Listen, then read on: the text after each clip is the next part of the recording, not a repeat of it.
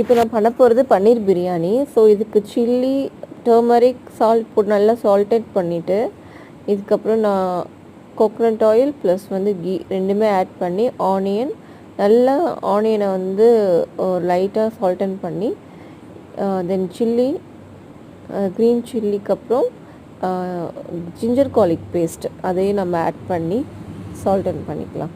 இது நல்லா வந்து கிளறி விட்டதுக்கப்புறம் கொஞ்சம் சோம்பு, கல்பாசி, பிரியாணி லீவ்ஸ், தென் வந்து ஒரு பட்டை, 2 லவங்கம், சில்லி பவுடர் கொஞ்சம் நான் சேர்த்துக்கிட்டேன். அப்புறம் கொரியாண்டர் பவுடர், இப்போ கொஞ்சம் ஆட் பண்ணது குழம்பு மிளகாய் தூள், இதெல்லாம் ஆட் பண்ணிவிட்டு அப்புறம் கருவேப்பிலை, கொஞ்சம் கொத்தமல்லி தழை, இது ரெண்டுமே சேர்த்திட்டு தக்காளி, தென் லெமன் ஜூஸ், இது எல்லாமே நம்ம சேர்ந்து நல்லா சால்டன் பண்ணுறோம்.